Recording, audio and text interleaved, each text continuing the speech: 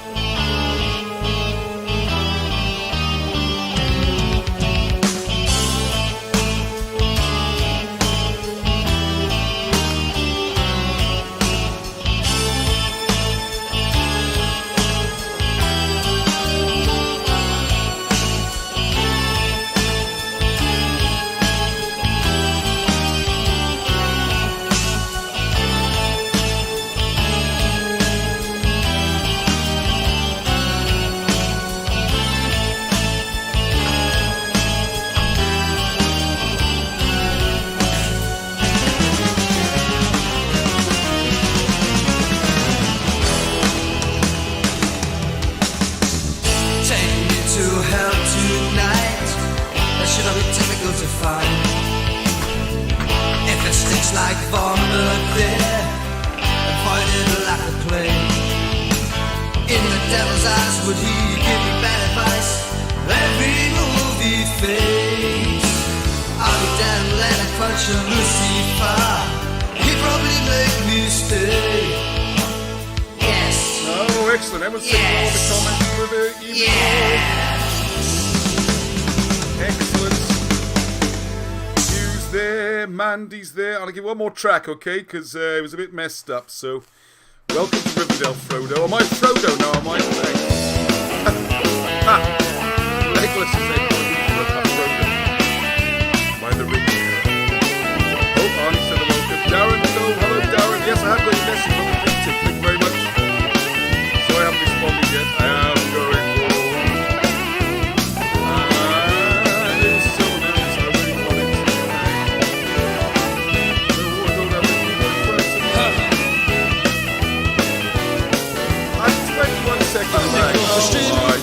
Such a bad man's town. Trains are stations shaking on the railroad tracks.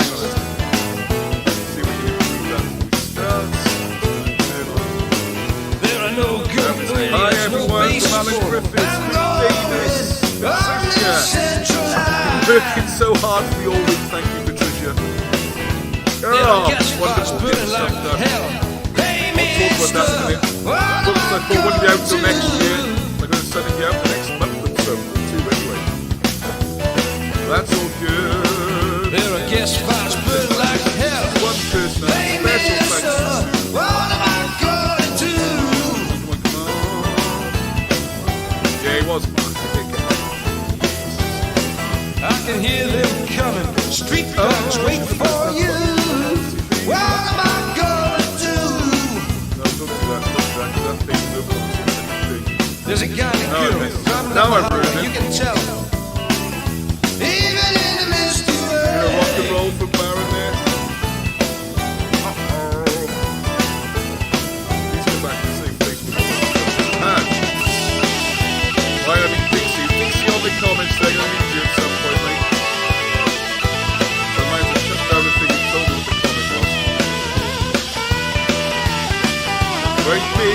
exciting week. How we doing? Everyone rolling on?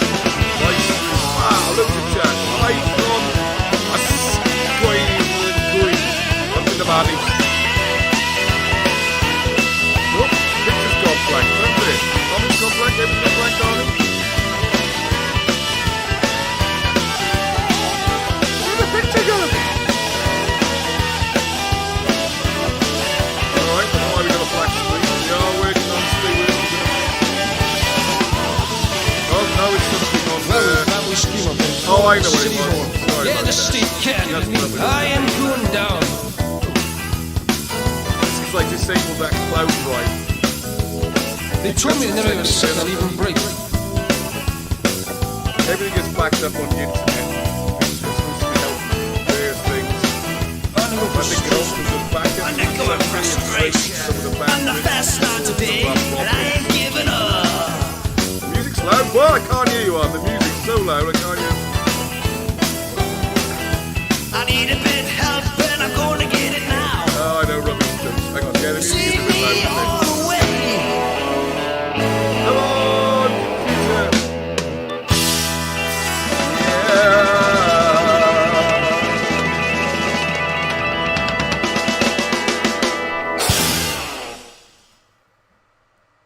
Hopefully that's now paused the music.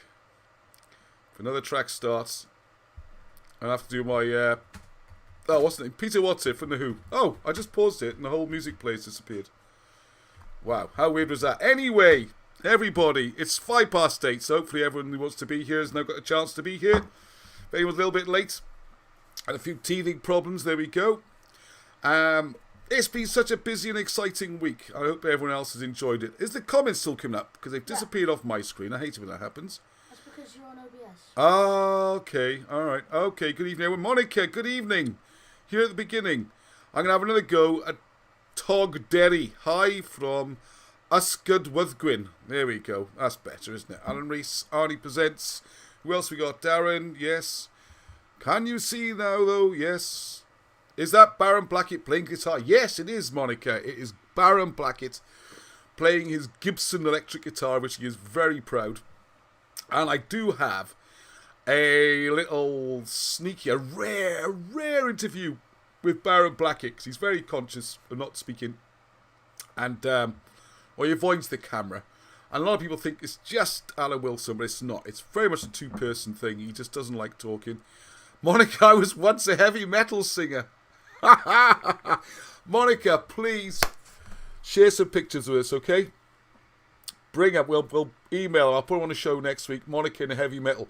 The first time I saw Monica, just so everyone knows, I don't know if you remember this, Monica, is a couple of years ago, and you had made yourself, I think you handmade it, some authentic old Cymru clothing, the full gear.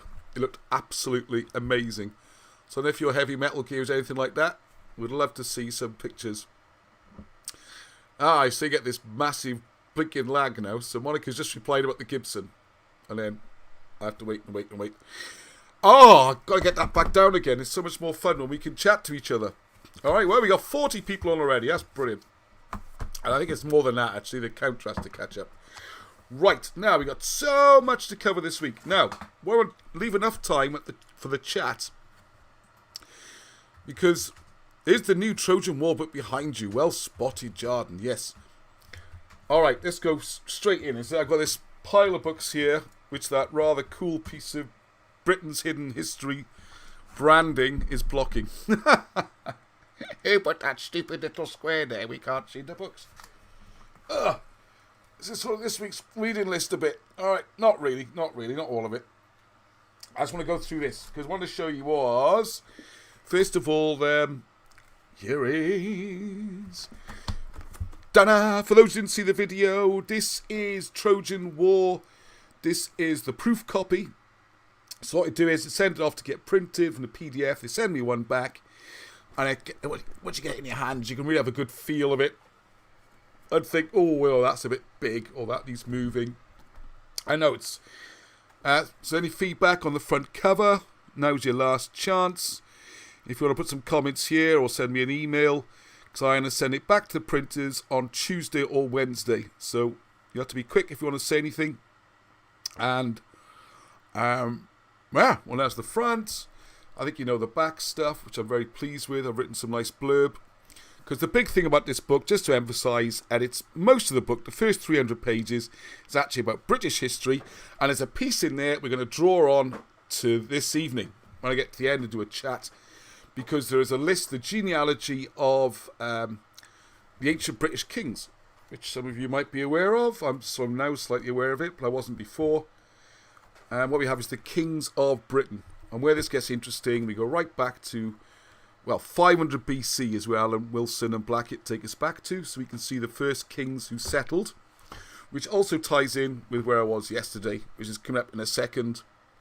And what I also want to bring in, slightly controversial with everything that's going on in the world, and particularly, well, the world, everywhere, just as difficult in Germany. And yeah, another reprint, thank you, Monica, yes, is that about laws, rights to travel, things like that, going back to Mulmutian laws, controversial. Right, Rhythmistic, hi Ross, I noticed you mentioned various sites thought to be linked with Joseph of Arimathea, but Arimathea is not in Galilee. I read somewhere it was Jesus who was called a Galilean.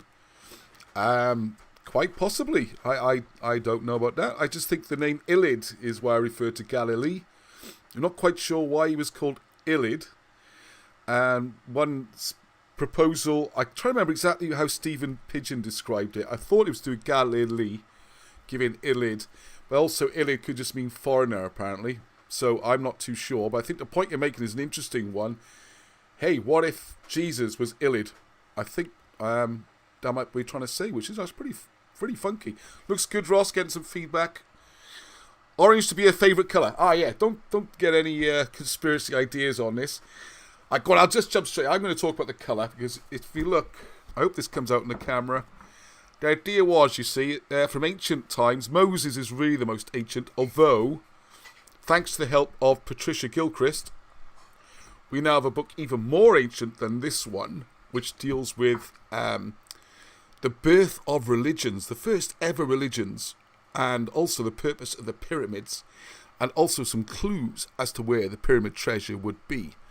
All that kind of stuff. It's really good, which is actually more ancient than the Moses one. Because if you look at the colour scheme, the original plan was, you see, that the new book will now have to be... so much to talk about tonight. That the new book will have to be red, because then the idea is it's red, orange, yellow, going through the spectrum, red, orange, yellow, green, blue, indigo. So the whole thing, they're all the same size. Obviously, some are thicker and thinner. Hieroglyphics sandwiched in there. But the whole idea is then to look lovely on the shelf. You know, that kind of nice kaleidoscope of colours. But recently, since I started doing these, the rainbow or kaleidoscope of colours has been appropriated for political purposes. Restrain yourself, Ross. We're not doing any politics on the show. No politics on the show. But let's just say I'm less excited about using the rainbow for the whole thing now. Think of that which you will. But the original plan was the very ancient books, red, orange, yellow, which is most of the really ancient ones, about 4. And then got a couple of new books. I haven't got my list in front of me. But the next era then would be Arthur the First, Romans, or the myth of there being a Roman Britain, the early British kings. So that would kind of go red, orange, yellow into the greens. And then the blues would really be into Arthur II and what they call the Dark Ages. Well, it's not dark as we know now. And then we go through indigos, violets, because Robert Shaw, I hope he's watching this evening, he normally has his family duties on Sunday evening and catches up later. Rob and his partner Jane, your friend Jane, are producing an amazing book, which the main focus is 17th century, and that's called Architecture of Empire. Yes, and it's showing how a lot of the ancient occultic ideas shine through into the city of London, and how the Great Fire of London was orchestrated along with the plague, the famine, and the war. 4 Rides of the Apocalypse. That book is awesome. It's so exciting. I love being involved as editor on that one. It's fantastic. So that would, you see, because that's 17th century, it's very recent, that would be up on the blue-purple end. And then if I ever reprinted the big black books, as we call them, you know, Walking, Glamorgan and Gwent, and Glamorgan, Land of Charters, then that would be the black books on the end. And you have a nice sweep of colours, because there's lots of others to fit in with there. Oh, yeah, and there's another one, of course. As soon as you have these plans, everything gets messed up. Because the other book, which is going to be out in the next, it should be on pre-order in about 2 or 3 weeks. It's all done. I just need to do it. The cover needs redoing. We're going to rethink on the cover, because that one needs to fit in. That is, just so you know, set 6. I think it's 36 BC, but it's about 650 BC. So it's about the same time as Trojan War. And it's a story of an Egyptian sailor who goes around the world. You might have picked up clues about this in some of the Wilson and Blackett books. He goes all the way around the world in the 630s. It's amazing. We're going to do, might even do it next week on the live feed, all right, to tell you about the story. So I have the fun of illustrating that, showing how the journey goes down through the Red Sea from Egypt, how it ties in with Homer's Odyssey. This is basically Homer, or Messigenes, his proper name, has stolen this, or copied this old Egyptian story, changed some of the characters to seem Greek to appeal to his audience. And I know there's other plays, and Vince Burke has been doing a lot of work on this. And what we're going to do then is look at, you follow the journey all the way around the world. It's mind-blowing. And if you read Odyssey, and what I would recommend to people to do, if you're looking for something to listen to, something different, what I did was, rather than read the whole book again, I went online on YouTube and I found, I think it's Alec Guinness reading it. So it's like listening to Obi-Wan Kenobi reading the story, and it was very good, you know. So I listened to the whole of, what do you think my Obi-Wan impression on? It's a 24-second delay. It's coming through now. I think he's over-impressed. He's a big Star Wars fan. Then DCS went across and said this. It's very much like that. I enjoyed it. And yeah, the whole story fits in. So that's going to have to slot in there as well. So yeah, whoever made, I think it's Jada made the comment, a lot of orange. There's going to be a lot of orange because you got to fit in the Pyramids book and the Round the World Odyssey book. So we're going to have 5 books just in the very ancient period. And who knows how many more it will stimulate or provoke. So I was going to put a little secret message across there with a little bit in each book, but the orders are all over the place. That would have been a really good secret message, because then you'd have to work out, jumble them around and things. So that's the reason for the colours. This is great.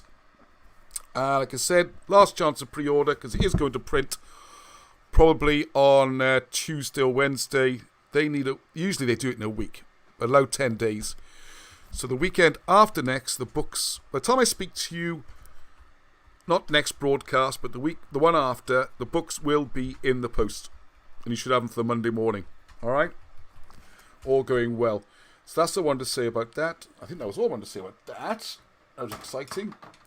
Right, get on my long list of things. Now I'll rush through this because the Ancient Kings and the Malmutian laws and stuff is really interesting. Is that the inspiration for the Odyssey? I know you said this a while ago, and I have answered, yes, it is. It's probably all risked, and Arnie's put in The Revenge of the Sith is the best film ever.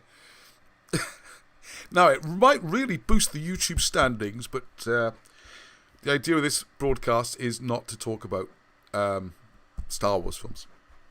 The Star Wars. Oh, one slight aside. When I went to see Wilson and Blackett, it was a couple of years ago now, I got so excited because he says to me, I've got the book, The Real Star Wars. I've written a book called The Real Star Wars. I was like, wow, this is great. I'm so excited. This is brilliant. This will be huge. Yeah, there it is. Folder of notes. Oh, brilliant. Because what I was thinking is Rob Bevans. I haven't seen you log in yet. Rob and Zoe. I'm sure you'll be on in a minute. You never miss. But they, as Rob, this is a piece of research. If someone else can pick up on this and help, it would be great. Because what Rob discovered was there was an ancient British king who had his hand cut off and a false hand made. And in one of the museums, if someone can fill in the details, that would be great. You get a golden hand was made from a metal hand. Or was it silver? Now, this idea was stolen, I believe, in the Orlando Bloom film, where it's called, well, I know, he goes to Jerusalem, he's a blacksmith who's suddenly this great knight and all that kind of stuff, and the hand and all that. It's actually an ancient British story. Now, if you notice on Lord of the Rings, they're always getting their hands chopped off. And there's a few other things from Lord of the Rings which actually tie in with British history. Obviously, the way Yoda talks. You know, good boy you are. Ah, Jedi you want to be. It's Welsh syntax, so hey, who knows? The world's weird. So I thought, if Alan's nailed this, my boy's going to be so chuffed if I come up with a Star Wars expose. Anyway, unfortunately, the notes were basically the notes for Moses in the Hieroglyphs. That was the original, or Ark of the Covenant, one of the books anyway. It was an original working title. There you go. So sorry, I built you all up. But anyway, I would like to know, there's lots more with the Star Wars thing, and the Druids, and the Jedi, all that kind of thing. I'd love to spend more time looking into it. Maybe Arnie or someone will have a look at some point. Right, come on, Ross, crack on. This is good stuff, though. It's all good.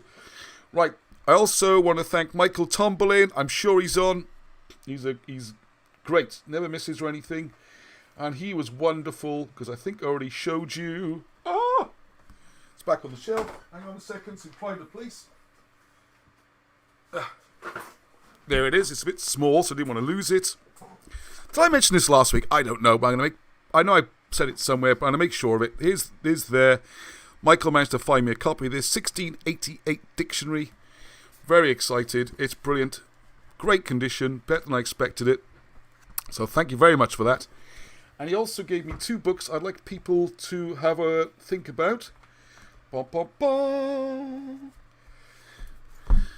I'd like to get some conversation going. I mentioned this on the Facebook feed, on the group. But does anyone know much about moon astrology? What's wrong with my brain tonight? Lunar astrology. So it's lunar, it's just a French word for moon, isn't it? Lunar astrology, okay? Getting some good feedback there.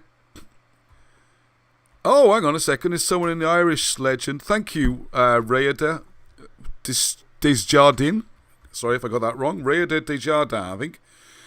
It sounds, this talk about the hand being cut off again, sounds like Nuada in Tuatha De Danann, the Irish legend. He lost his hand in battle. Oh, there we go. Could be where George Martin gets the concept for Jaime Lannister's golden hand.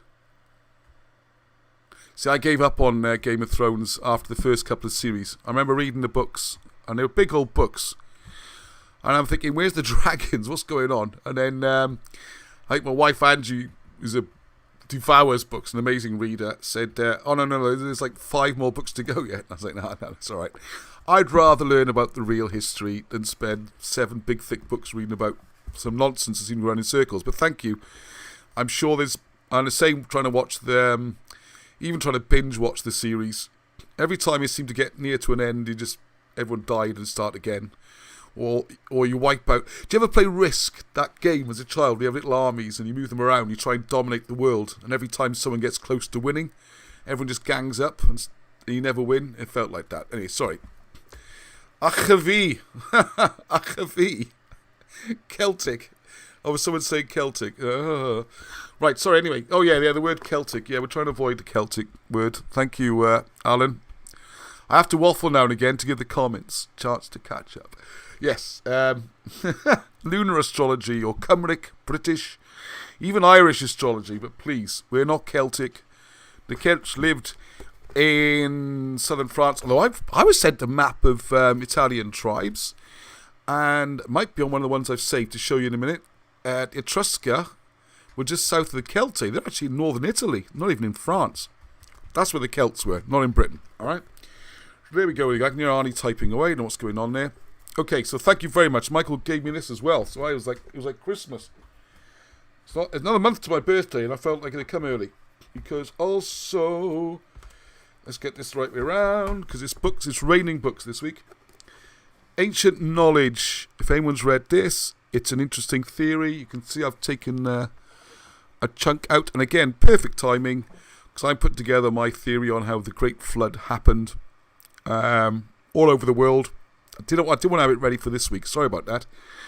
I need to put some cool video together and things. I think it's a great breakthrough. Everyone goes, oh yeah, probably not. Anyway, so I don't oversell it. But this is really cool. This guy, George Curtis.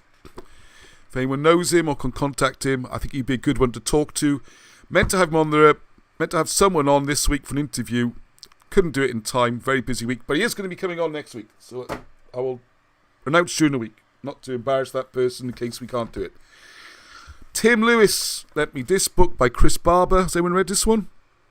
I have to say, so far, I'm a bit frustrated by the book. I'd like to get in touch with Chris Barber, have a chat with him.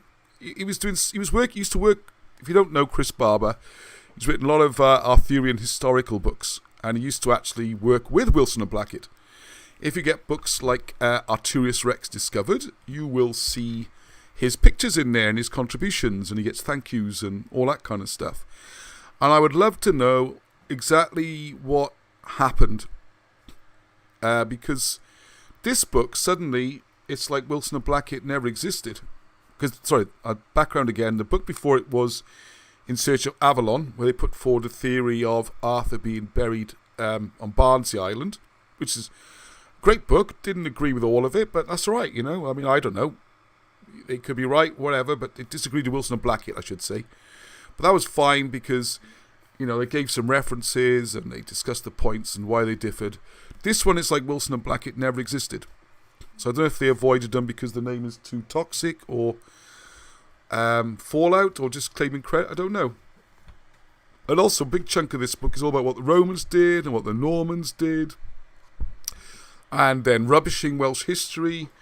And Gwenffion Evans gets, like, he explained why this is rubbish and that's rubbish. I'm only halfway through, but there we are. That was a bit of a surprise, disappointment. And for those following the star maps and the mounds and how they fit in with as above, so below, we're getting some good leads on that one. And I've got Rob Bevan's book here. So I'm looking through. This is massive. If you got this, lucky you, because I think it's an expensive book. And it's just got loads of maps from different ancient civilizations. And I think it's probably more information than I'll ever be able to read. But I'm going to have a good look at it. And this one might confuse you in my reading list. What's the Caped Crusader doing there? The Dark Knight. The graphic novel. Da-da-da.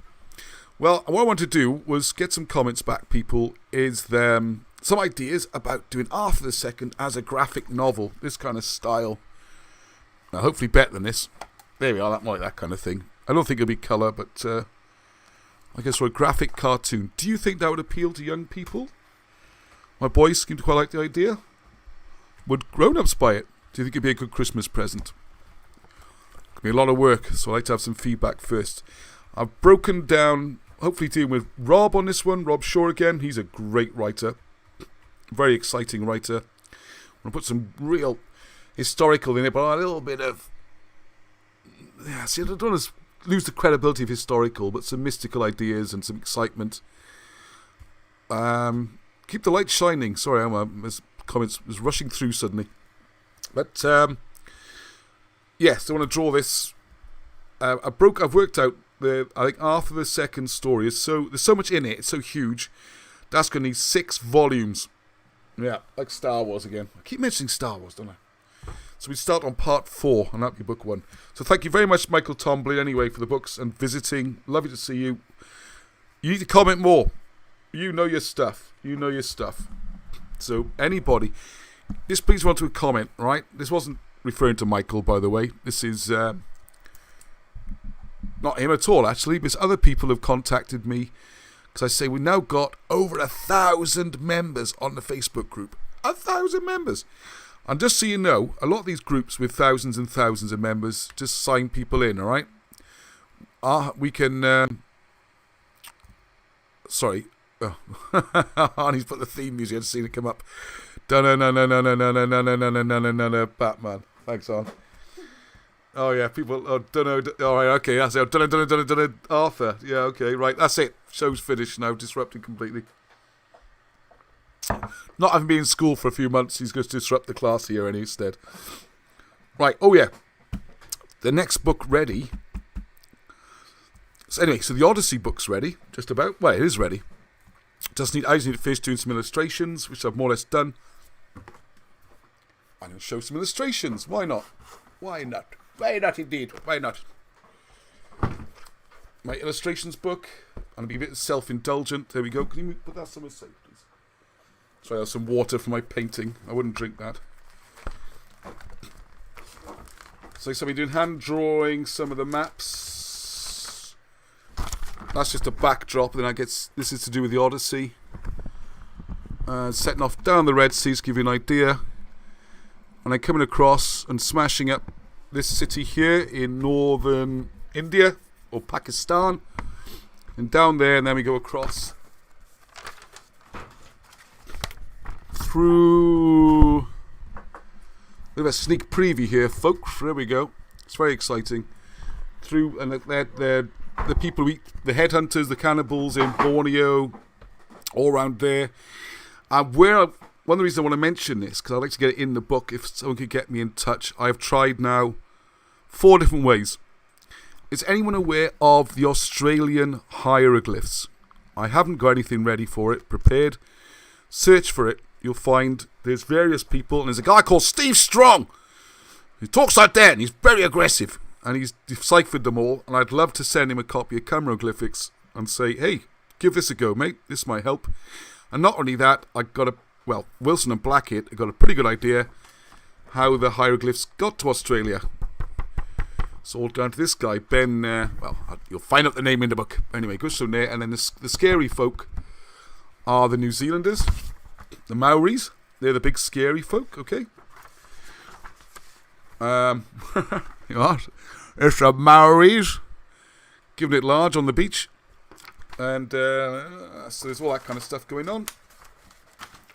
I got the pictures then for Rob's book, which I can't really share those. It's up to him to let me know when I can share those. But I think a lot of you have already seen Arthur appearing. So this is the sketches I'm doing for the videos, and then it's going to come into hopefully the graphic novel, something like that maybe. Where's the one of them going through the? And I've been doing loads and loads and loads. A sneak preview.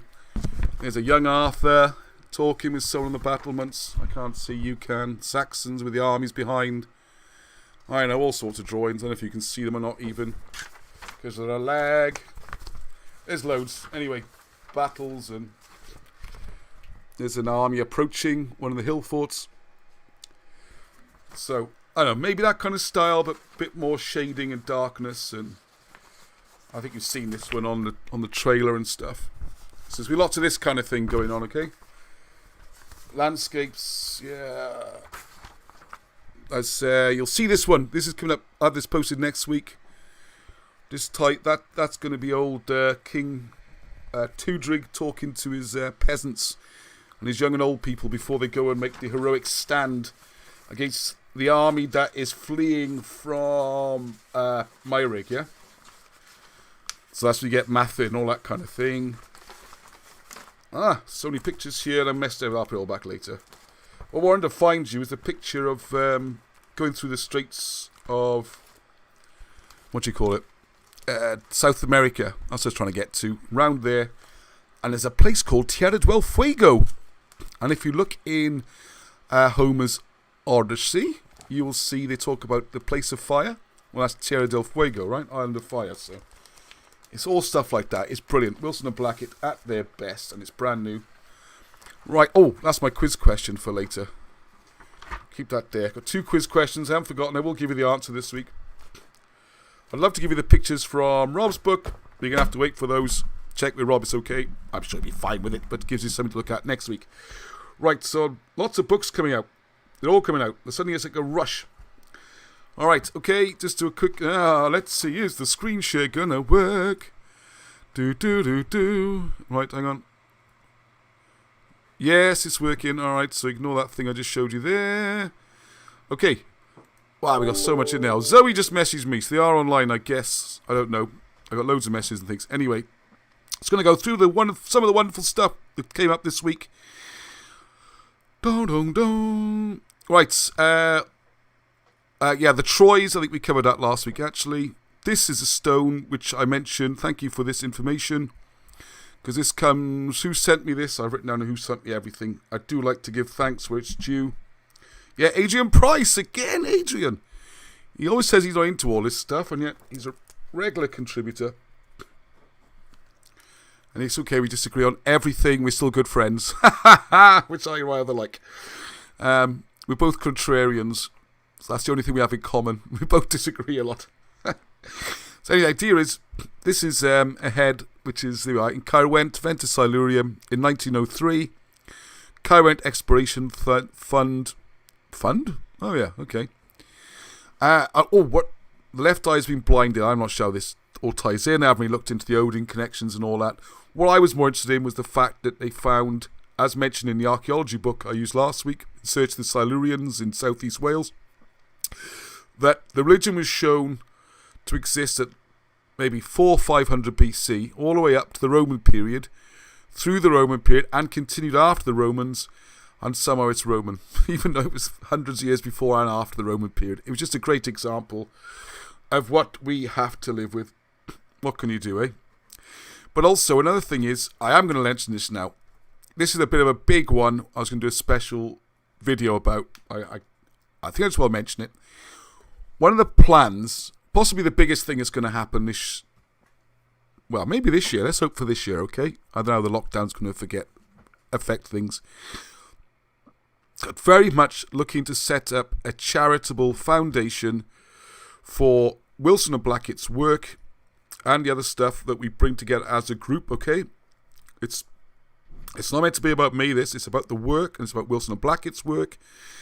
And it's about bringing this British history together, not just Welsh, English history, Scottish, Irish, all together, into a place where it can be freely accessed as a research tool for anybody who wants to go to it.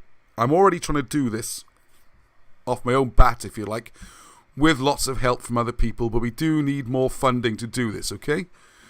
And I'll give you an example of some of the things we set up. This, you might not be aware of this. Please go and have a look and use it. It's Britainshiddenhistory, not British, because they did too many letters. Britainhistory.boards/net. And here you have loads and loads of forums. So look at these headings, not very easy to read. So you might look at Roman era Britain, for examples, Romans in Britain or not. Let's have a look. It's probably going to be really laggy now. There we are. It says, who was Commodus Britannicus? And I want to give a special thank you to Peter Smith, although I wrote this one, and Monica. Thank you, Monica, as well. There we are. That goes back a year ago. Almost a year ago this has been running now.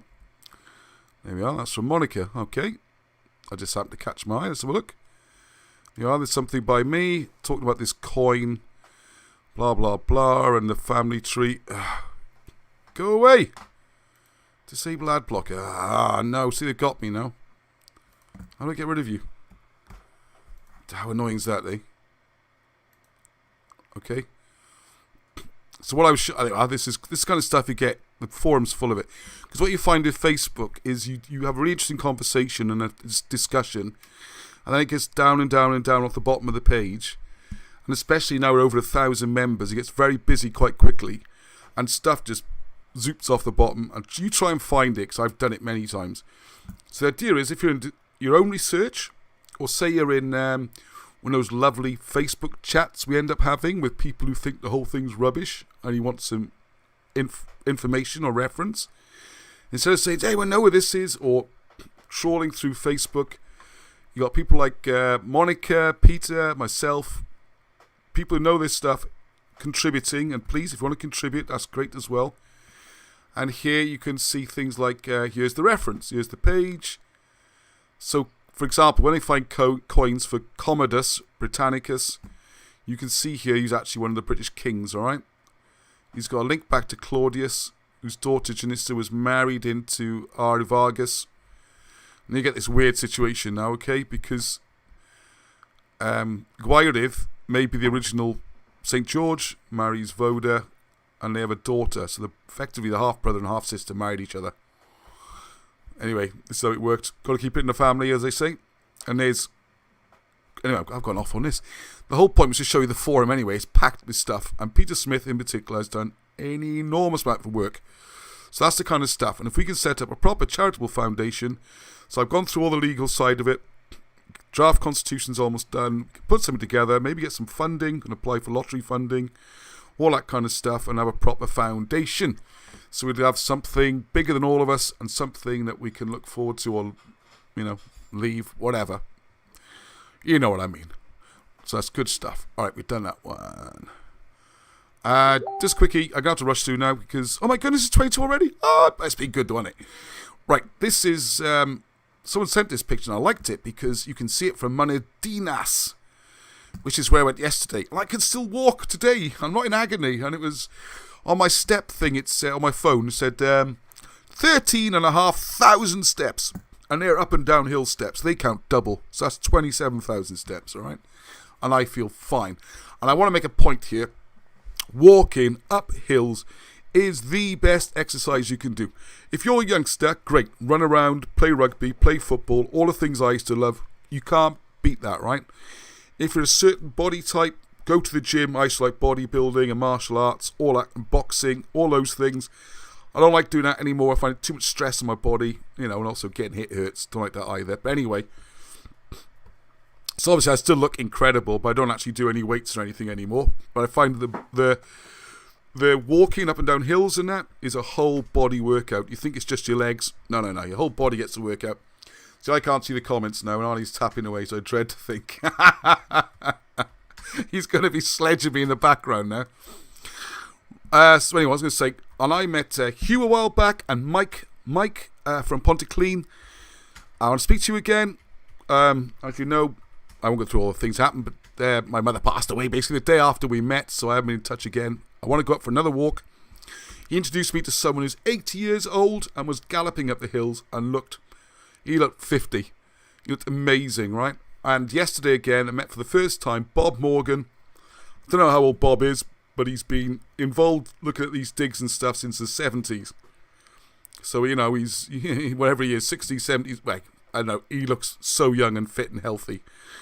And you live a long time, and walking is crucial. It breaks my heart that Alan Wilson and Baron Blackett have gone for this blinking stay in the house shielding thing, because the one thing he needs to do is walk and walk and walk and walk. Anyway, just upset me if I think about that too much. Let's get out there. But Bob very kindly sent some pictures. Oh, hang on. First pictures first. Why is he only giving me one picture? Yeah, hang on. My PowerPoint licensing thing didn't work. So there we are. We also got Bob, who's kind of this side of the camera. This is where we were yesterday. Up on the top of Munedinas. We're not quite the very top. And this is really annoying because Bob Morgan is brilliant, right? New member of the group. Knows so much stuff. He's going to be a lot more of the trips. He knows archaeology and technical, all this. If we don't know, this is Legolas here. Robert Pierce in the crowd. Lego, I'm starting to call him for short now. Not because he falls to pieces. I just thought of that because he falls to pieces. No, it's short for Legolas, not because he falls to pieces. Well, no, but we got like 5 Roberts. And one day last week, I had 4 ring me in a row. 1, 2, 3, 4 Roberts in a row. So he's going to be Lego because he falls. There's Tim, Steve, who's been on a few walks with me. I need to put some videos up with Steve. He's the one who took me up to the Warrior, Blethiad, which I think I've lost the video for. And I have to go up again. There's me, of course.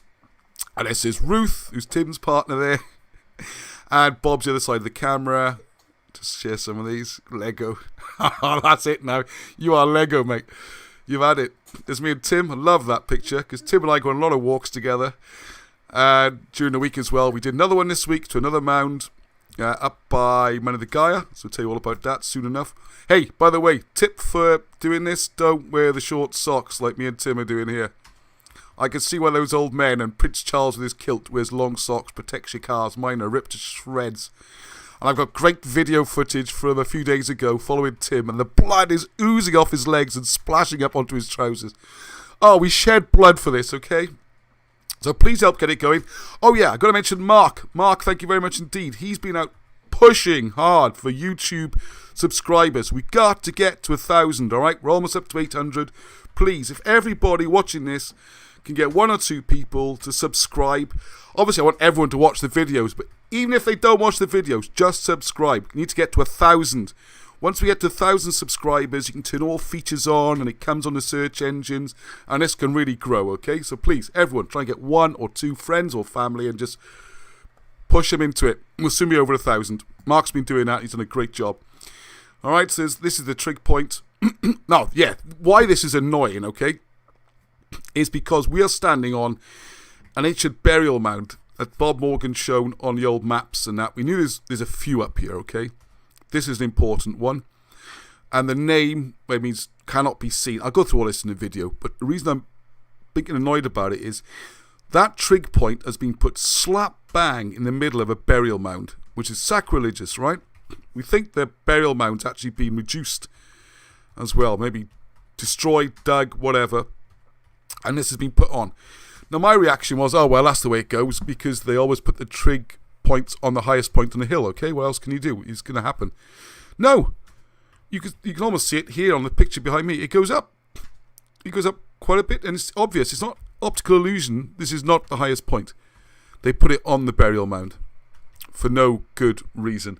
And there's other things as well, which Bob was telling us about. Old archaeological digs up here, where the information's never come to light, all that kind of stuff. It's getting worse and worse than we thought, all right? But anyway, I don't want to get into all that right now. Let's look. I love this. Steve, man, it's heroic, isn't it? I can't make out... glorious. I think they're photoshopping him into a little Roman tunic or something, you know? Like some emperor. Steve's the funniest man you will ever meet. You'll love that. Hey, look at that. His heroic pose of me. I like Bob's photography. It makes me look good. Always a good idea. There we are. Let's go on behind the scenes. So you'll see this in the video. There's Lego reading from the book. See, it's stuck already, that Lego, isn't it? That's it. He's had it now. All right. Lego Star Wars is God's greatest gift to man. Oh, there you go, Rob. So you should be pleased to be called Lego. Okay, there's loads of comments. You could get someone else to colour. Yeah, if someone's any good at doing colouring or inking, I think they call it in the trade, isn't it? For the cartoon book. Hey, I'm open to help, right? Sorry, thank you there. Sorry, who was that comment there? A Heart. Please, please, please, please, please. Anybody wants to get involved in these projects, just email me and say you want to get involved. If you want to write the book, I have got 4 or 5 outlines of books ready for someone to write them, okay? Now, I know people are very nervous. They're always thinking, oh, I don't want to take the food off your plate, Ross, you know, tread on anyone's toes. As I keep saying to anybody who gets in touch with me, don't think of this work of Wilson and Blackett's and the Welsh history and all that as being a bowl that I am quietly sipping out of and you are taking the food off my plate. No, it's a massive, massive, massive tank, like a massive barrel. And I'm sitting in it drowning, okay? And if you could take a few buckets of water out, that'd be great. Like Patricia has done typing in preparation on the new Pyramids book. Man, what a weight off my mind, and that's gone ahead, right? And then there's other people doing other things. Sorry, I should have a list of all the thank yous here. I do apologise, but people are getting more and more involved. If you can write or draw or, I don't know, whatever you can think of, really. I tell you what I could really do is when to edit films. We've got about 30, 40 videos, not videos, complete video reports that just need editing and putting together. And I can help you learn a skill if you want to have a go at it. Anyway, there's me and Leg, alright? This is funny. We're not climbing up, by the way, in case you're wondering. I'm also shoving Ruth up there. And it's very unfair Ruth's on the picture because we all went through the same collapsing procedure. It's so funny I had to put in. So I was going to climb through this fence. The mound we're up to, Mynydd Dinas was up there. Bob, I not being rude to Bob, I think he's the oldest in our group. He sort of leapt over. I carried his dog over, and I'm upset because there's no picture of the dog on here. Beautiful dog. I love the dog, Blaze. I want to get a spaniel. He's gorgeous. So anyway, the pictures Tim took will have Blaze on. Obviously, Bob's taking the pictures, and Blaze didn't leave his side. So anyway, we got Blaze through, got Bob just leapt over like a young gazelle, and we're all falling down this bank, grabbing the tree. And trying to stop people flying. With all our, well, we haven't got a lot of kit, let's be honest. We're not like, professional camera crew going round. And then, does anybody remember the Disney cartoon of Winnie the Pooh with Tigger? Remember Tigger on a tree? Watch this. I'm very tempted to call Tim Tigger after this. about an inch off the ground and he's hanging onto the tree there. Tim's going to be fiercely see. I'm like, holding him up. It's alright. Nah, he was cool. That's actually his leg there. But it is funny. And then these two are just laughing up there because those two are really, great at leaping over things. And this is Legolas. He sort of leapt down in one leap, swinging off the tree. And Steve just climbs and seems to quite enjoy falling if he has to, but he never does. So there we go. It's kind of fun we have.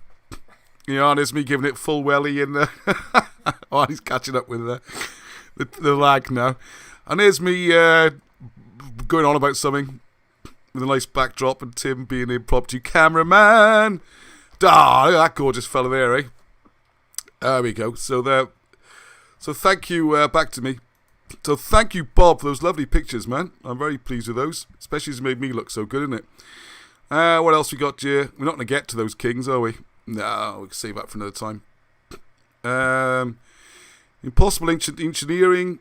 Are you back on me, I think? What else are we going to show? Oh, yeah, I've got it, yeah. We're going to do Malmatine laws and kings later. Oh, no, please don't come on and start talking to me. That's something I was looking at. Impossible Ancient Engineering. do we tell them about our ideas how we can build a pyramid, Arnie? Should we keep that for another time? We are going to do it top secret and put a classified stamp on it. Top secret with a classified stamp on it. How to build a pyramid. How to move. Some of those stones are like 100 tons, whatever. How do they get there? Well, I think I worked out how they do it. And just to prove the point, we're going to build our own little pyramid in the garden. Should have done this during lockdown. You did keep nagging me. I was busy, wasn't I? Let's try and get it done. And to prove the point, I'm going to do it with just my 3 not so small boys. 2 9-year-olds and 11-year-old are going to build a pyramid. Some of those stones will be a ton. And no machinery. I think it's almost impossible to get machinery on my back garden, right? So this is going to be my big thing. I was going to drop it in the Megalithomania talk. I was going to go to Megalithomania. I was invited as a speaker. And partly off the back of Alan Wilson, to be honest, because he's the one they really want. And I was arranging it, and video feed, and a chat, and an interview. A lot of that's filmed, so I might share it here because it's getting old now. I don't think Hugh will mind because it's kind of out of date. And obviously the cameroglyphics, how to read hieroglyphs, this is going to be the big thing. And right at the end, I was going to drop in, oh, by the way, here's the pyramid we built. You see it, perfect joins. Everything's like airtight. Beautiful. And we can do it. So sometimes, like now and again, just to see people's theories on how they did it. All right. Not as clever as us, though, I don't think. But that's definitely that's left field. I'm more concerned with getting Wilson and Blackett stuff out than my crazy ideas. But I do have a few, like Noah's Flood, how to build a pyramid, and a couple of other crazy things. Right, Mandy McCourt, I've got to mention Mandy. She's been absolutely brilliant. The amount of research this week has been enormous, but I need your help. What they do on the TV things, isn't it? Like Kitchener now, you got to look into the camera and engage people. Trying to learn better how to do this better, right? We got to find out more information about the helmets. See, I mentioned last week's feed, if you remember. Never mind, I haven't got time to get the book out. I think it was 1838, but it might have been later. They found the Ogmore helmets, obviously in Ogmore. And then the will be what it is. They're being transported to London for Antiquity Society. Some blokes give themselves a posh name. And they were, they disappeared, the helmets. Oh, would you believe it? What a strange thing, eh? There they are promoting this Saxon history and all the Welsh evidence goes. Now, it turns out, with the help of Mandy, there's been 2 or 3 other times that British helmets predating the Romans, okay, have been found. Some of them are quite magnificent. And where are they gone? Basically, where have they gone? Because you can find traces, the Gwent and Glamorgan Archaeological Trust, or is it Glamorgan and Gwent Archaeological Trust? which is now a limited company, charges for its services. There's a paywall of £35 to see their reports. And I'm thinking about whether I should pay the 35 quid or not, or if someone wants to pay it, and we also have a look. I've got a feeling there's nothing interesting on there anyway, otherwise I just pay the 35 quid. All I'm going to do is give more details about the locations, because from what I've heard, the odds on getting a detailed report are slim. Slim or none, and Slim just left the room. So, because this is, no one owns this, right? Same as the National Museum of Wales, St Fagans, National Museum, they don't own this stuff. It's a couple of thousand years old. They might want to become current custodians or guardians, keep it safe. Yep. They don't own it. There's no copyright. They've got no right to stop us seeing it. And what I think should happen, as happens all over the world, everything photographed from every angle on the internet, and we can just go and have a look at it on the internet, okay? And start campaigning for this. If people can look on the internet and find out we can access it. I want to find helmets and I want to find armour. This idea that the ancient British, when they're up against armoured soldiers, armed with swords and things, they went, hey, it's a battle, let's take all our clothes off, bit of blue paint and spiky hair and a smile will do. No, not for a second. Not for a second. Not in Wilson and Blackett's books. If these are descendants of Troy and they fought for hundreds of years, they had armour. It's the metal capital of the world, South Wales. Iron, copper, tin, everything. And when I say Wales, I'm including West Cornwall and Strathclyde. And the English, exactly the same, they went running around half naked. They can make chariots. They're sophisticated things, okay? So I want to find armour, helmets. Please, anyone help on that? It's frustrating, to say the least, all right? Because it's our history, and we should have access, and it should all be catalogued. Where's the stuff gone? We know one lot disappeared in Victorian times. Where's the more recent finds gone? Please help me find them. Get on the case. Arnie's typing away. I'm having a Star Wars nerd argument. This guy thinks that the kid in Mandalorian is Baby Yoda. Please don't argue Star Wars with Arnie. I've given up on that. He's like the Alan Wilson of Star Wars. Right, Llandilo, prehistory, Garncoch, again Mandy, McCourt for this one. Just mentioning that, because do a walk soon. People want to come along on a walk. I'm thinking of doing this one, because Mandy says this might be the biggest of all the hill forts, okay? Llangadog and Llandilo. Oh, that's a bit further up mid-Wales. We'll have to organise a trip for that one. I thought, the River Towie. I thought it was nearer South Wales. Right, maybe my mistake. Next week, next Saturday, I'm thinking, not definite yet, please stay in touch through the Facebook group or through messaging me. I'd rather the Facebook group. It's very hard to email everybody. Please accept, I'm getting a bit slow with replies. I do get, well over 100 a day, most days now, emails and messages. Do my best, all right? Now, thinking next Saturday, where I've never been, always wanted to go, is very near to where they spend millions promoting Caerleon, because it's Roman, Let's spend millions on it. And just a mile away, there's a hill fort. Supposed to be a hill fort. Alan Wilson mentions it. Not just Carmelin, which is where Tim went last week. I've got to get the video sorted to have a video just on that and Tim's trip. But there's supposed to be a ring fort. When I say it's got the rings, it's supposed to have 5 rows of fortifications. My guess is we'll be lucky to see 3, because the houses are creeping up that hill. And it's really difficult to find. And I've looked for it a couple of times and I couldn't find it. I asked locals, they didn't know where he was. That's disappearing. And Carmelin, all that kind of stuff. This would be the fort. As I was talking about last, when was it? Earlier today or yesterday. The purpose of castles. If you're suppressing a population, like the Romans or Normans would be doing, you build your fort in town. Because you're controlling the market, you control the economy.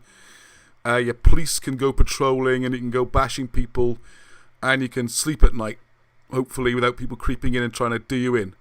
Whereas if you're the castles of the people, like a Welsh castle in this instance, or an English castle, I'm talking more specifically about southeast Wales where there are hundreds of castles.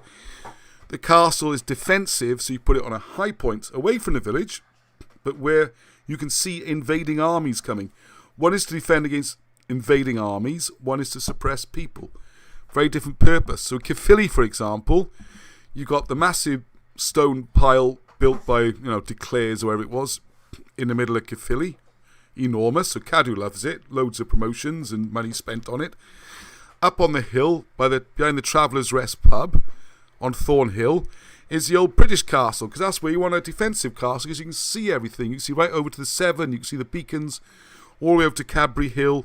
It's part of a defensive network, because you're looking for armies, not poor peasants to go and beat up. That one you can't even get access to anymore. There's a sign up saying private, and the gate access denied. That used to be a public right of way. So this is serious, okay? This is happening all the time. Only a few years ago, you could go up and have a look at that castle. And I think there's other ways in, and I will be going up there, and I need to find out who to complain to. Adrian, who I mentioned earlier, I think I called him Adrian, probably wrong Adrian. We all know who he is. Sorry, Adrian, my buddy Adrian. I've forgotten his surname. That Adrian. Lewis, no, Adrian, that's the darts player, isn't it? Adrian, we need your help here, because that's in your jurisdiction. I think it's in Torvine. You're a councillor, you get votes. It's 9 o'clock, wow. And that access needs to be opened up. That was a public right of way. Someone's got no right to block that off and put a private sign on it, okay? And I want to go up there. I'm going to go up there. And I want other people to start making a fuss. We're over 1,000 members on Facebook, 800 members here. We need to hear more noise, okay? Please, please, please, as much as we love people watching and enjoying the information, get involved, contribute. No question is too stupid, right? If you feel something you don't understand, just say. Just say. Because I am more guilty than anybody of being so involved in a subject, and as people I've been speaking to for years about it, we start talking about some little detail that everyone else got someone new to this has got no idea what we're on about. And just ask, all right? Because we can either cover it then or refer you to the forum and tell you where the thing is you can read up on it. There's quite a backlog of videos I've made, so I can say, have a look at this video, this will explain it to you. And then more people can join in, because we need everyone contributing and joining in. It's the opposite of a closed shop. What's the opposite of a closed shop, man? Pardon? What's the opposite of a closed shop? An open shop. Yeah, open shop. It's an open shop. Thanks. Yeah, obviously, isn't it? There's another one from Adrian. There we go. It's got your name on your Adrian. I've forgotten your surname. I'm going to forget your surname. Speak to you every blasted day. There we are. I quite like this. Carbon dating. You look older in your pictures. I've been under a lot of pressure. Thank you for that one. Very quickly. This caves. We'll get onto it next week. This is the underground city. This could be more about Tolkien. Look at this. This is all underneath South Wales. It's the biggest cave system in Europe. One of the biggest in the world, right? Okay, so have a look for this. Find it yourself, because we're running out of time. Just look for it. There you are. Something like that. Inside huge network of caves or something. Okay? Come on, computer. Keep up. Iron Age Bronze Cup. I've already gone through all that. Archaeology. Can we have access, please? Dixie Thomas, I'm very sorry. There's no one on the mound you want me to look at. I'm going to have to go through that next week, but I have got things. And, this is Tim Lewis. I wanted to show this. I'm going to have to try this again. See if we can get the video to run a bit. Because he's done another little bit of video, yeah? They're fantastic. And they don't get enough coverage. Come on. Where's the video should come up? Here it comes. Alright. It's a very wet, windy, miserable day. Just to the south side of the Lisvane Ridge, which you can't even really see. Carmelin, by the way. The weather's so bad and the clouds so low. But this is the site that I thought you'd like to see of where Wilson and Blackett believed that Carmelin was. This is Yellow Wells Farm.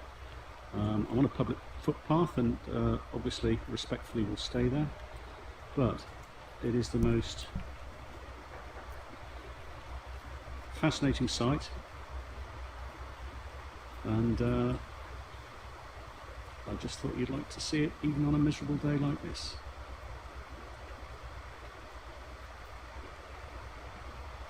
I hope you could hear that. Carmelin, of course, being Carmelin, becoming Camelot, and you can see Paul Hartel. Other people in the Facebook group added more stuff about it.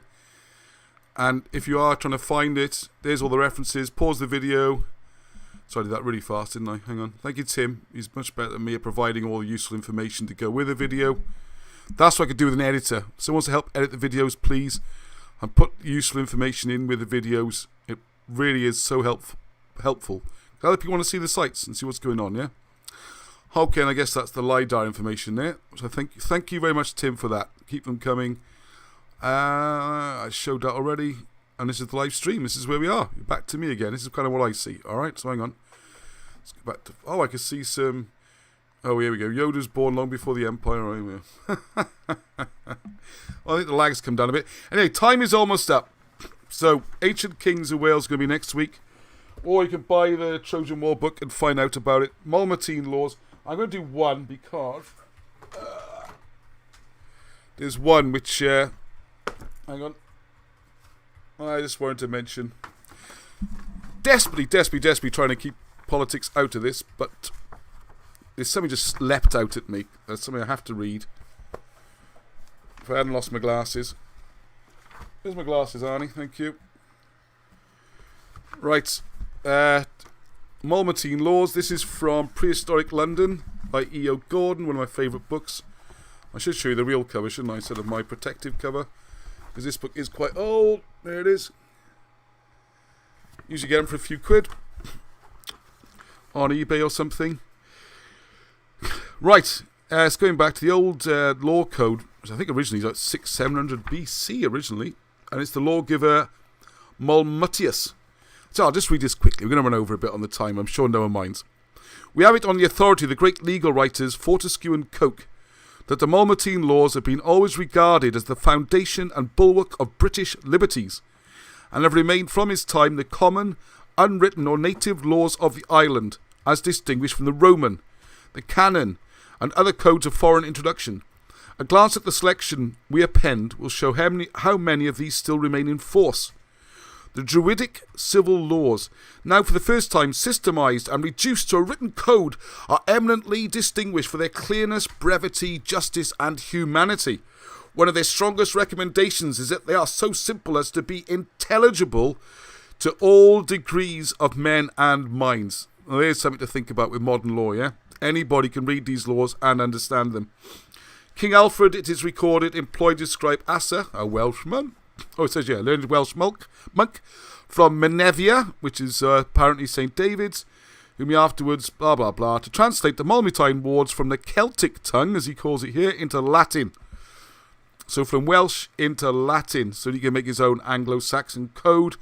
I'm not going to go through them all, but the first basic civil liberty of any British person is there are 3 tests of civil liberty: equality of rights, equality of taxation, freedom to come and go.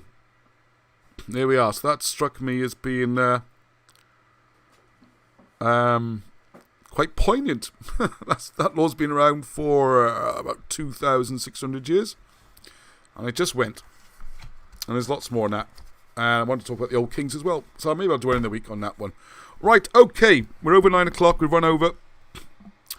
Remember to subscribe to Arnie Presents. So hang on a second. What's going on here?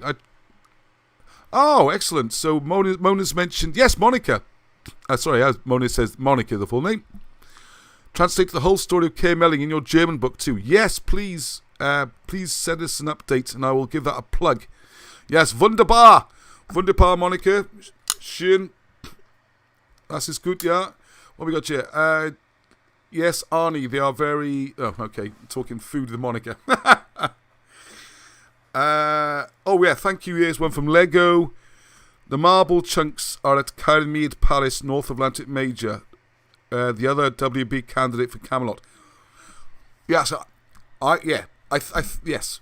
I was reading about that the other day, funny enough, and I think the difference is they're both right in a way, because you got Carmelin could be the seat of justice and whatever, whereas the place at Caermead seems to be in the mansion, I believe.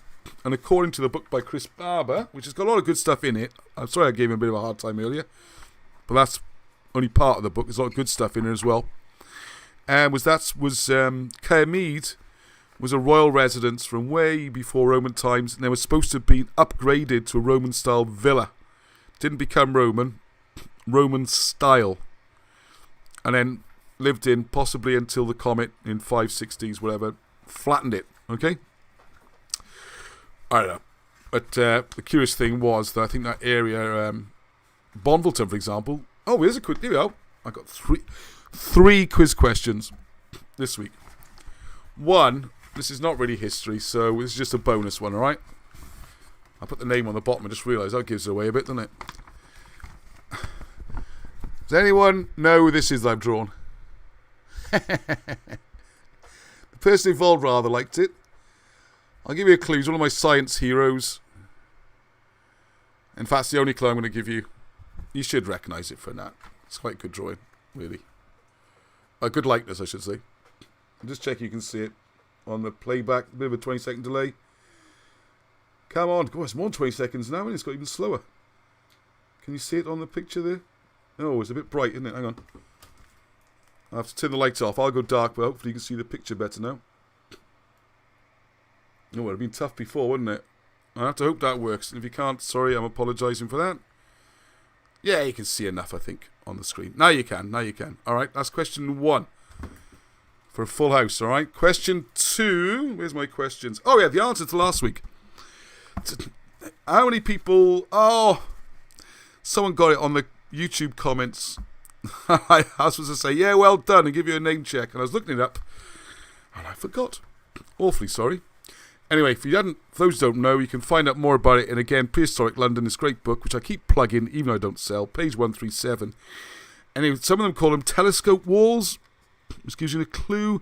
The question was, if you went here last week, the wells that go all the way down, they hit water, but they're not dug for water. Why are they dug? Why is it the deeper the better, am I right? But deeper the better. Well, the idea is, of course, if you make a very long, narrow shaft, unless you're directly above, you can't see all the way down to the bottom. Well, does that make sense? At an angle, you're going to see. So the deeper it is, and the narrower it is, the more of a smaller area, if you like, can be seen at the bottom. So the deeper the better, the narrower the better. And what that allows you to do then is look for certain stars to pass above. So they seem to have had an astronomical use. Have I lost my glasses again? It's been a running joke, this. An astronomical use, and there's a bit of poetry here. We're talking about Merlin here, yeah? The most famous man of all those times, Merlin, who knew the range of all their arts, who had built the king's haven, ships and walls, was also bard and knew the starry heavens. The people called him wizard. That's my Richard Burton impression, by the way, in case you're wondering. So anyway, that's the basic principle of the wells, and I will do more on that sometime, I'm sure. It's great, very interesting. What a brilliant idea, isn't it? So if you're doing... some wells might have been so cleverly constructed, there's only like once a year when a certain thing goes above it, and you look over the top and it shines, you know that's the day. And clever stuff. Way beyond my mind, but I get an idea of the principles. Right, so here's go. 2 questions. So possibly Lodge Hill in Caerleon on Saturday, if you want to come along for a walk and have a look. Be in movies, man, make you famous. Right. The other question is... Did I say 3 questions? What's the other question gone? On that one? And this one? Anyway. Can anyone remember, or does anyone find out the name, when Wales, as a country with the old Chaldean principle, is divided into 4 corners, and then there is a 5th county in the middle. So just to explain the question a bit better, in Ireland, we have the 4 main counties. So my brain's not in gear for remembering them all today. Leinster, Munster, the 4 big ones. And there's look at this stick, like a very important teacher. Point at people. And in the middle, there's a very small one called Meath. It's actually the centre where everyone come together. So can everyone remember what the 5th one is? I have mentioned it a few videos ago, and some people knew already. Find it. There's an obscure one for you. And I thought I had the 5th, another question. Where's it gone? I'll tell you what, it'll be the blinking brilliant question would be, where's those blasted helmets gone? Or can anyone find some armour in a museum or something so we can get a picture of it. Yep. Yeah, Lego's bang on the money again. Yeah, the marble glistening in the sun. And Alan Hassel, yeah, did some great YouTube videos. And I'm going to finish on Alan Hassel because... he said Danny Boy now for my Richard Burton. Thank you.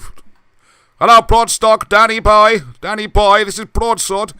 Yeah, fantastic. My favourite war film. Where Eagles Dare, in case you're wondering, okay? Best, but to the British, very simple. That's fantastic. We could do Clint Eastwood as well. But Richard Burton, for now, is in that film, and it's very important. Right, now what we're going to do is completely throw myself. What was I going to say, Hon? Gone. Completely gone. Completely gone. I was about to say something and I saw the Richard Burton comment and I've lost it. Anyway, get busy, get active. Alexander Thom. Rob's just put Alexander Thom with a question mark. What's that about? Right, okay. And I try and see if I can scroll back through. See, I can't scroll back through the comments or anything. Can you scroll at the comments? Come on, let's do a wrap up. Let's see what people have been talking about, shall we?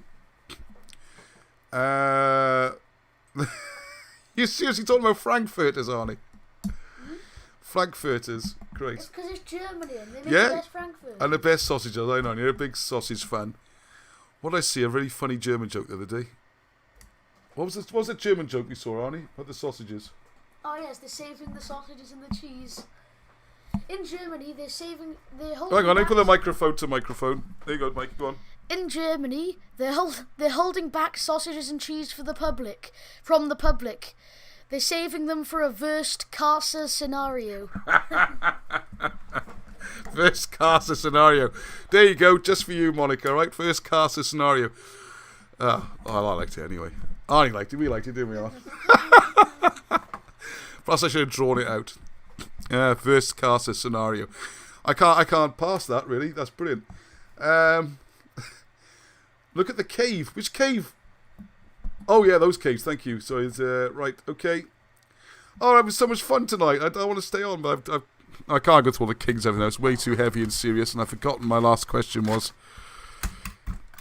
When I write it down, I always write everything down. I've done the solutions. What's the fifth county? Lodge Hill. Carncorch. All right. Okay. I hope everyone enjoyed that. Anyway, going to try and wrap it up now. I've been under orders. Stop, don't go on. Don't keep rambling on. You just ramble. I'm not even ranting. I'm just rambling now. Oh yeah, it was a rant. I was about to have a rant about something. Yeah. That doesn't matter. Let's just try. Let's try and get us 1,000 members on YouTube. Then we can do a lot more with the channel. Order books if you like, and please, if you want to do more in this project, if you want to do more, there is so much to do. As I was discussing with Bob just yesterday, I put it down as 12 subject areas that Wilson and Blackett cover. 12! Like ancient Greece, bloody Egyptians and ancient chronology, Trojan Wars. What are you doing? Oh, you're going to miss my flow again. He's got a bit mad, I think. Honestly, I don't let my children drink. I know it seems like that. He's not allowed alcohol yet. He just doesn't need it, alright? Alright, so ancient times, Egypt, Troy, I don't know, after the first, all that kind of... Oh yeah, the migrations, the Christian stuff and the movements and the crucifixion, the myth of Rome, myth of an Anglo-Saxon conquest, the comet. I give up. Anyway, it's about 12. There's been 12 volumes going to be produced. Each one is a subject. Each one of those is a lifetime's work. How on earth Wilson and Blackett did it all, I simply have no idea. I mean, they didn't even have much computer technology. The books are hand-typed. The notes are giving me a blasted hand-typed, and that's a pain. And we want more typing done as well. I give up now. Arnie's in a very... he doesn't look like a boy about to go to bed, does he? So we're going to kick off. Anyway, right, so... Thank you for the sympathy from Jarden. Yeah, 100 emails today. Yes, a lot more than that, actually. I was just thinking, it's 100 emails plus all texts and whatevers. I am really hoping. Rob Bevan's done a good job. He's put me in touch with some... Do you call them famous people? They're kind of famous, people on YouTube who you might have seen the videos for. And hopefully going to come on next week and have a chat. Although, to be honest, if they were waiting to come on and have a chat, they wouldn't have got much chance, would they? Somehow, without anyone else talking to me, I've managed to talk for a whole hour and 20 minutes and not stopped. And I'm going to try and keep some music. Thank you for the comments again. Thank you for watching. It's been brilliant to have you on board. If no one was watching this and commenting, then it wouldn't be worth doing, and we'd have to think of some other way. So I'm glad that people enjoy this. Please send through suggestions for discussion points. I've tried to cover as many as possible. Who else do I want to thank? Peter Smith, yes. Adrian. Price. It is Price. It's not Price. I've written your name down wrong. That's the problem. David Morgan for the information on Dinas, where we went yesterday, trying to work out, was this the first ancient settlement of the Britons? It's time to amend our views now. And this was the important thing I was going to say. It's not that important, but just to make a point that the problem with mainstream academia, and I finish with a serious point now, serious head on, serious head, do a button up, serious head, right? Is you get the story, the narrative, and then you make damn sure everything you find fits it. We can't be like that, alright? Even with Wilson and Blackett's work, whatever, people are going to disagree and ideas are going to need to change. They're geniuses, alright? All that stuff will change, but at some point some of it will be found to be wrong or something. It's not blasphemous or sacrilegious. This is not a cult. There's not one way only, or things can't be said. We look at things.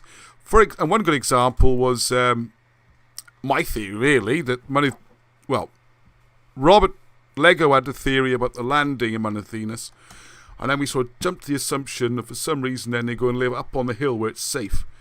Now I talked to Bob Morgan, who's looked a lot more at the detail of it and the LiDAR, and he's found there's no ground penetrating stuff. In case you're not aware of it, you can look a few feet down and you find traces of ancient walls or whatever, some sign that someone lived there before. Okay, there's none of that. There's no real signs of any defences or ditches and those kind of things, so it seems very unlikely they did actually live up on the top. So no point getting upset or annoyed or defensive about it. That's an idea. Doesn't seem to have worked out. What we think does work out, though, and still we'd love to do, is that they probably live down on the ground level, on the flat bit, because there you've got the two rivers guarding your flanks, mountain behind you, sea in front. You're like a safe box, and you could move up to the hill for times of safety and refuge. And I still have a sneaky feeling of some kind of citadel or building or enclosure up there, and we found the walls, as you'll see on the video when Manathinas video comes out. Loads more videos coming out as fast as I can get them edited, so help for that please if you can.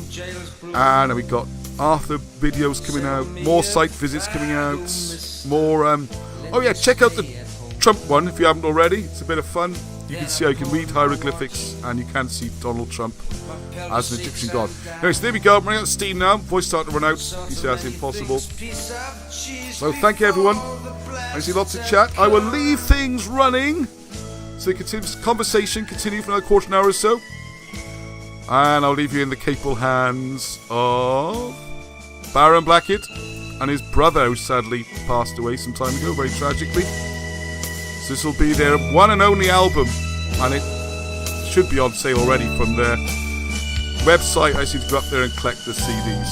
There we are. Enjoy the music anyway, I certainly do. This one's a bit somber. People think about getting involved, being active, and if you can, put a few pounds a month in on the Patreon. Just look up Britain's Hidden History on Patreon. You'll find the page. £3 a month would be great, because we want to set foundations, we want to do things, we want to get books out, we want to get videos out, and we need some. It's going to run out because my savings are running out. We need some help. All right, we need something coming back in. So there we are. Till the next time. Hope everyone enjoyed that. I'd like to finish on a nice, happy, positive note. Get fit, walk up some hills, send me the videos, and I'll be quite happy to put them up. And whew, where'd that last hour and a half go? It flew by, just for me. Hope it did for you. Thank you very much, Arnie, for your assistance. I feel tired. Was it interference in bed, wasn't it? Thanks for your interference, Arn. And for distracting everybody with nonsense talk and gibberish about Star Wars. Although, oh yeah. Middle Earth. More on that. Please remind me next week. Middle Earth, you've got more wonderful findings about Middle Earth and South Wales. That's another one. Anyway. Okay, enough from me. Stop waffling, Ross. See if I can get the right thing to come on the screen. Goodbye, strange child. Okay, bye all. Until next week. Oh well. No, I can't do that. I can't go to shit because the sayonara. I can't even speak with a blank screen, can I? What happened was it was held on my cloud thing. So as a result, I turned the cloud off. The software can no longer access the picture. Any suggestions for pictures? You don't know what I got. That black screen will.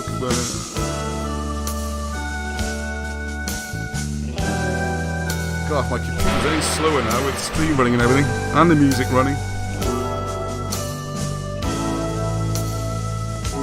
I'm trying to get a picture up. I can't just leave it a black screen. That's awful.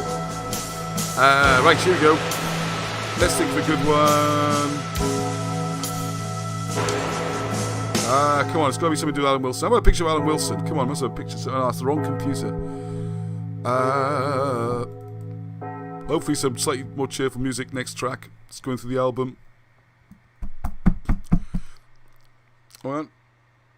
North Star All. Am I too late, Anthony Mitchell? Are you too late? We're still on British summertime, mate. I know what happens when the clocks go back. By the way, oh yeah, it's going to be UK time, okay? Not summertime. It'll stay on UK time. It won't suddenly become 7 o'clock in the UK or whatever. That's a way away yet. Great, the album hasn't played now. Oh, it was going so well, wasn't it? I was like a pro, I was earlier. Play the album. Talk amongst yourselves, folks. Anyway, people say good night. Yes, good nights. Enjoy the chat. Leave some comments. Bye, everyone. Another interesting exchange of info. Thank you, Alan. Yeah. If I get that lag down, make it a bit more two-way and get this interview next week. Right, what am I doing now? Ah, here's a good one. Here we are. There's a good one. Now that picture there. Is that going to help us? No, I think my computer's just died completely. So unless you are me singing. Oh yeah, no one commented on my singing. The Welsh flag meme. So I thought would be taking off around the world and being viral of me singing the first line of the Welsh national anthem. If anyone got a new game, it's a bit late. I know we've closed down. Don't worry, no more information. I promise, because people switch off and they get upset when they say they've missed something. Does it? People want to have a crack at? What was I going to say? Singing the first line of the Welsh national anthem. Now I use that in my Welsh flag memes, which I drop into my videos. Right? It'll be me sometimes. You get one go if you send a quick recording of you singing. You know. My hen lad, when I die, and I leave it. That's it. That's all you got to send in, okay? Right. This is a very long goodbye. It's painful, isn't it? Come on, computer. Why am I drinking tea? I need something stronger when this goes on. Right. Supposed to be a bit more upbeat. And I'll be turning off. I need to get some slick sign off, don't I? Ah, well, computer's locked up. I'm not going to start any more new subjects. It's not for people who've logged out. Come on, computer. La la la la la la la. Hallelujah. That hurt my ears. See, now with the lag, I can't tell if you referred to my singing or it must be my singing, it. Yeah, thanks. Well, from Richard Burton, no, it's a good night. A cold, dark, black night. Even though it was the middle of July. No, it's August, sorry. Even though it was August. Still, the chill was in the air, and you could tell the valleys would be cold again tonight. This is not a time for tents of canvas. It was a time for stone and warm fires burning on the hearth into the midnight, with a black, black anthracite coal hewn from the ground by the sweat and the toil of men, small men, squeezed into tiny scenes, hewing by day, bringing the rocks from the soil that would bring heat and go round the world, a message from the valleys to keep a warm welcome.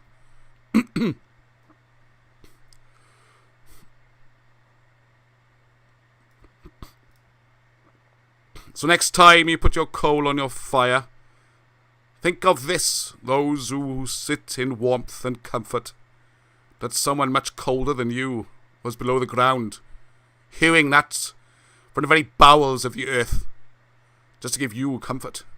They went through great discomfort, and for the pay that a mouse could hardly live on. Come on, music! Okay, I might just have to call it there, I think, because it's not hip pending.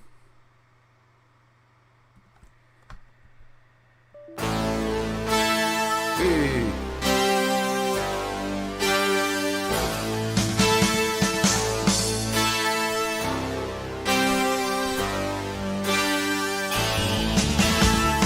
Sell her my soul tonight. Don't say I'm not your kind.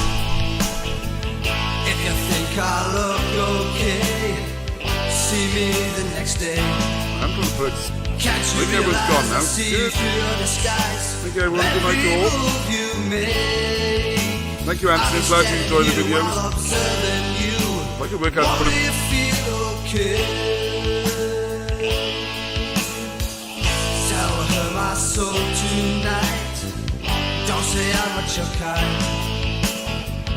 If you think I look okay, see me the next day. Can't you realize I see through your disguise? Every move you make, I'll be standing here while observing you. Won't you feel okay? Or stuck up and feeling moody, the onus is on you. Whoa, the feeling's just electrifying, making your own way bust. Why can't you understand me? Hey, it's playing up a picture on the screen. Okay, good night from me, North Star. So I get my children to bed. Good night. Dark night it is. You tell that we're no longer in the middle of summer. Nights not exactly drawing in, but coming longer. Hey, North Star, till next week. Hello. I'll be standing here while observing you. Won't you feel okay?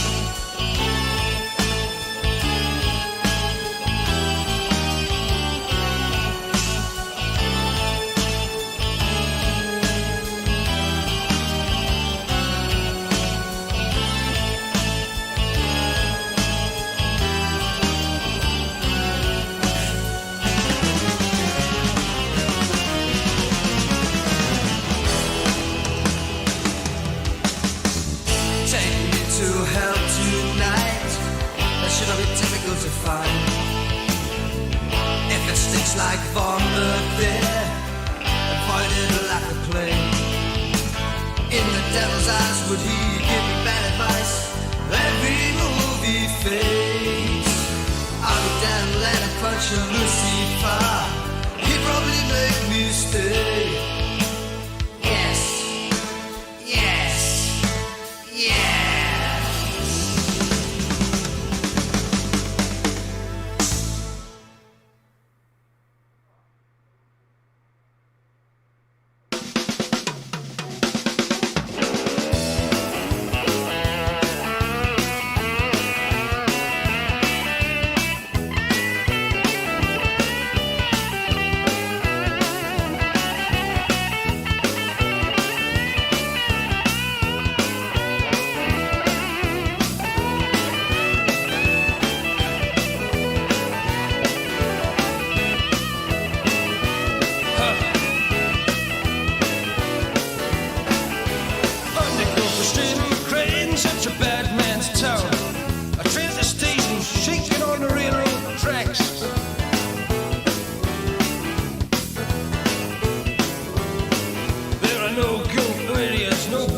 simple. I'm going on this central line.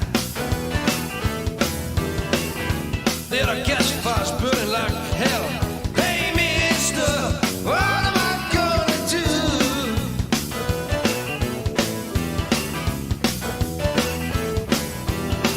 There are gas fires burning like hell. Hey, mister, what am I gonna do?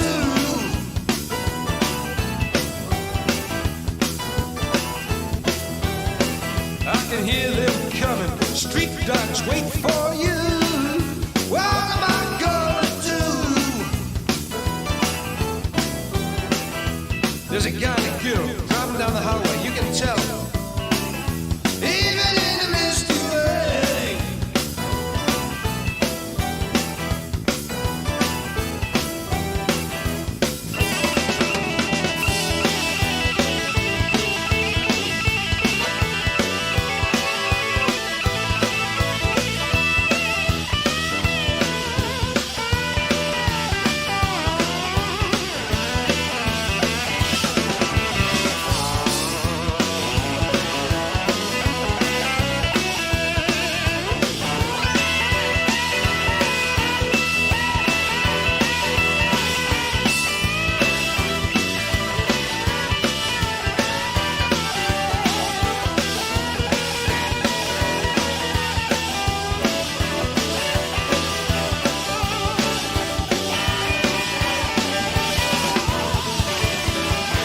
Well, we'll probably scream up and call it the city hall.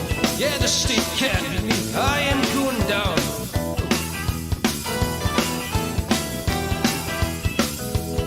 They told me to never give a sit not even break.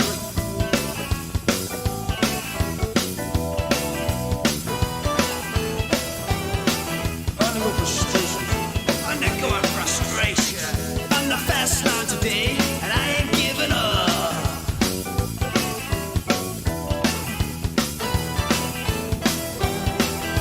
I need a bit help, and I'm gonna get it now.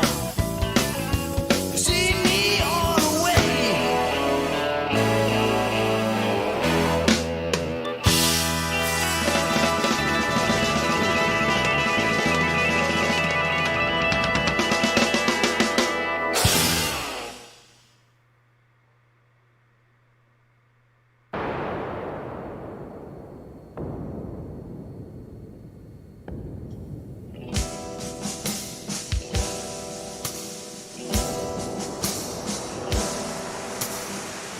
Stinking in the trench, stalking like a leech.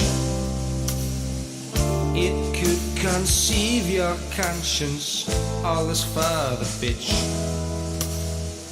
But what is the use? Dying like a fool. Would they give me credit, deserve ashes, or just to tally up? Buddy, no. No, no, no, no, never know. This scarlet fever makes me fall. Rest in habitus. See things in jail's brew. Sell me a fago, mister. Let me stay at home.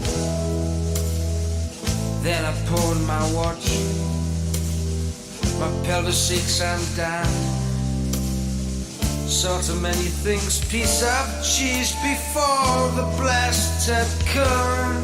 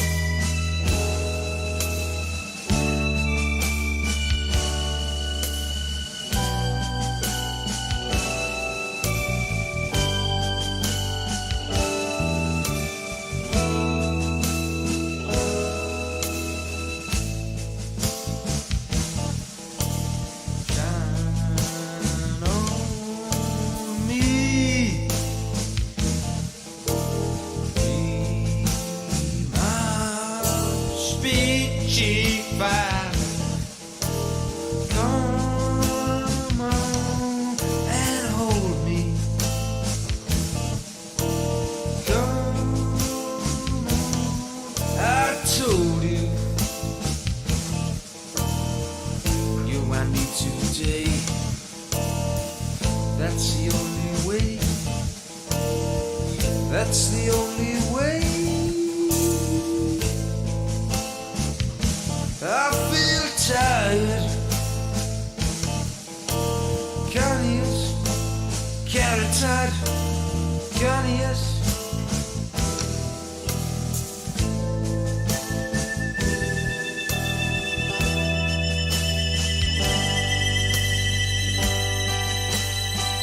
Guts full of smoke and trash, sleeping in no quiet.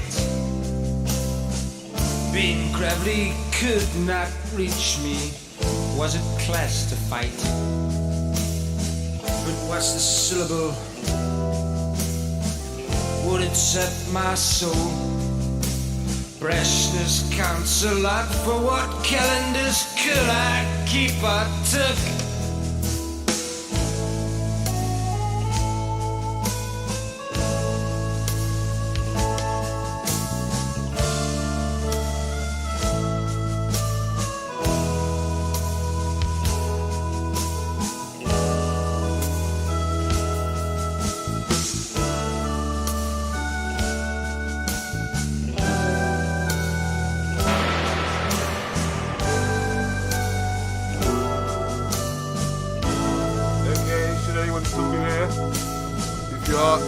changing messages, change an email quickly. The show's about to come to an end. Thank you, Baron.